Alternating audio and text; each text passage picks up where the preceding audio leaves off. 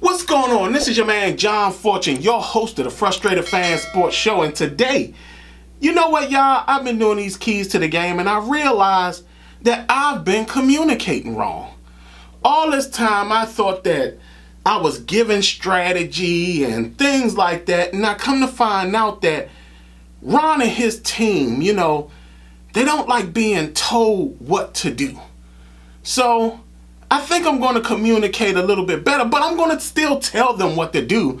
It's just that I'm going to do it in a different way. And this way, I think, is the better way.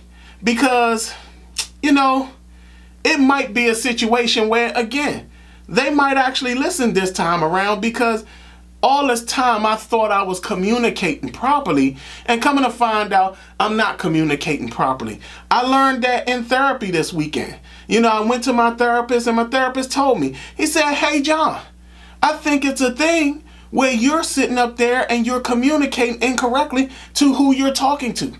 So I said, okay, you know what? I'll try it a different way. He said, find a different strategy. So I did. And today are my keys to the game. The keys that I feel Ron will understand a whole lot better. Because why not try it, you know? So at the end of the thing, I'm going to tell y'all where I got my method from. So starting off with key number 1. Don't run the ball. I don't want to see a running back with a ball in his hand. I don't care to see a running back with a ball in his hand. I don't want to see a running back with a ball in his hand. I don't want you to run the ball at all. You bet not run the ball. We are not here to do anything that is successful. Do you understand me? Don't run the ball. Key number 2, don't use that. You bet not use that 2-back set. Don't be using that 2-back set, because it was way too successful in the Jacksonville game. And what we are not looking for is success. So don't even think about using that 2-back set. I swear to God, if I see that 2-back set out there, I'm going to lose my stuff. Do you understand me? I'm just going to lose every inch of my stuff. Key number 3. Jahan Dotson is out. You bet not. I mean, you bet not even think to look Terry's way. Don't give him the ball. Don't throw it to him. Don't even look at him. I mean, I want Terry to basically be like a ghost out there. I want you to act like you don't even see him. Don't even act like he's even on the field. I don't want you looking at Terry. I don't want you throwing at Terry. I don't even want you doing a play for Terry. Don't do it at all. Key number 4. We have to learn to be good hosts. Don't block Jeffrey Simmons at all. Don't block him. He is Montez Sweat's friend, and we need to be fantastic guests. When you invite somebody to your house, you treat them with respect, and when they're a friend of somebody you care about and love, you sit up there and you make sure that they have a very good time and they enjoy themselves. So don't be blocking Jeffrey Simmons, because we want him to come back and we want him to feel like he's very welcomed in our house. That's what we need to do. Don't under any circumstances block Jeffrey Simmons. We are amazing hosts, and we need to respect that we are amazing hosts. In fact, we need to praise how great we are as amazing hosts. In fact, this is what I want you to do. Because we're such amazing hosts, we're going to give, I want y'all to give every Tennessee Titan fan that comes to the stadium, give them all free beers, hot dogs, and burgers. That's what we need to do. We need to be better.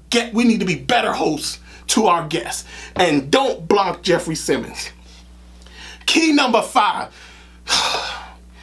I swear to God, and I mean this with all my heart, we bet not see Carson Wentz throw under 40 times a game. He bet not throw under 40 times a game. We need him to throw 40 or more times a game, because that's the key to losing.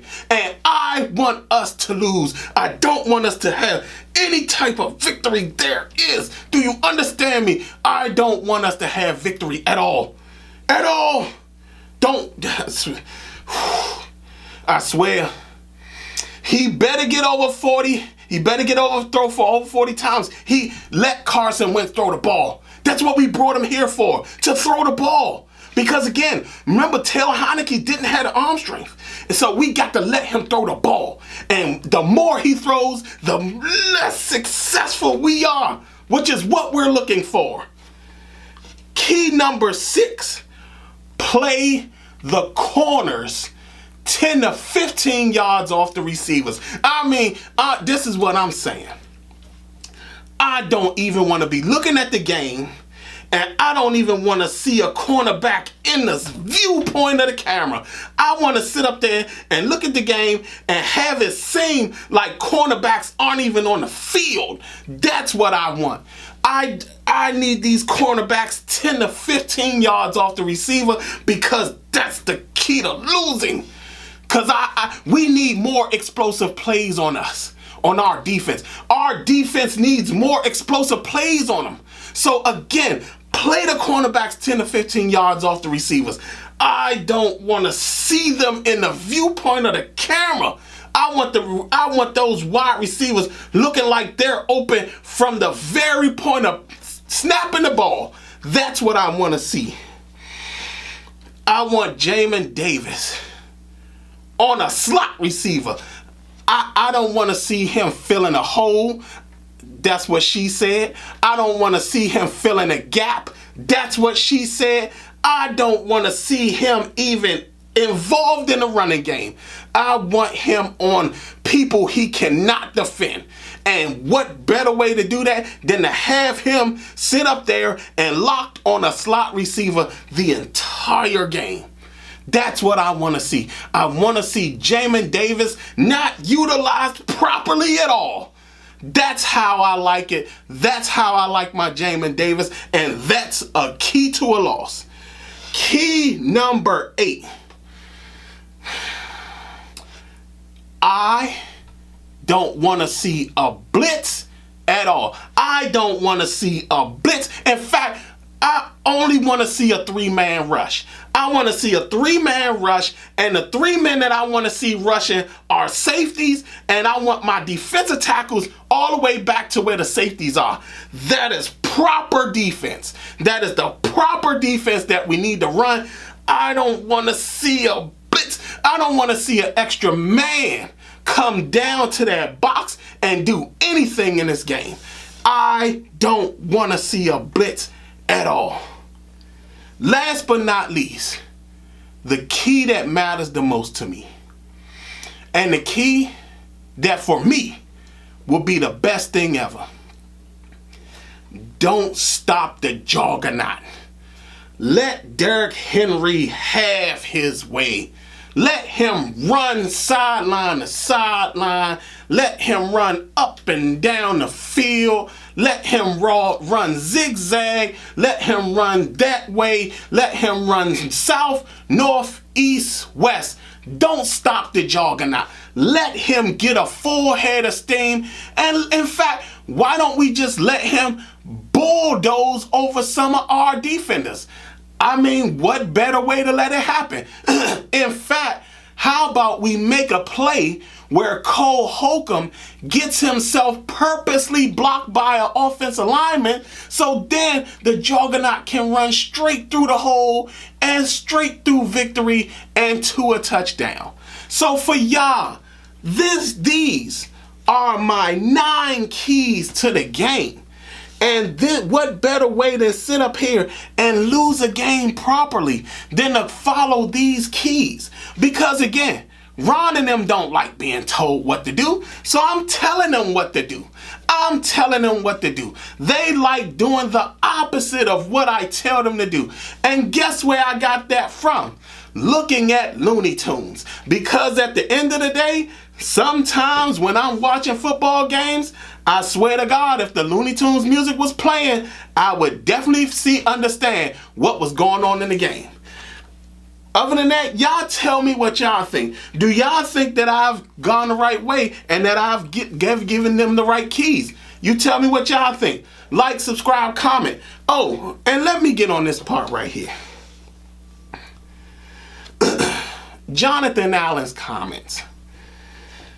Are we surprised? Are we really surprised? Let's talk about that. Jonathan Allen said some stuff.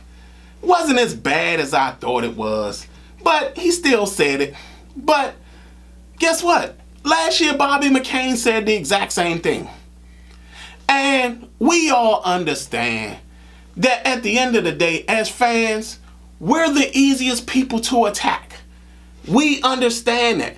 I understand it. Y'all understand it. We all understand it. That's just what players do.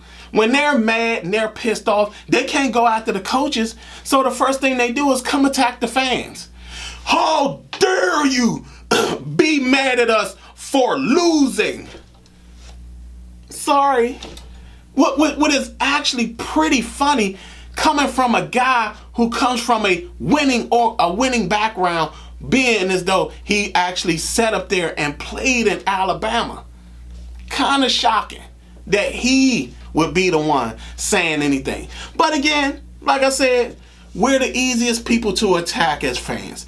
Bobby McCain did it last year.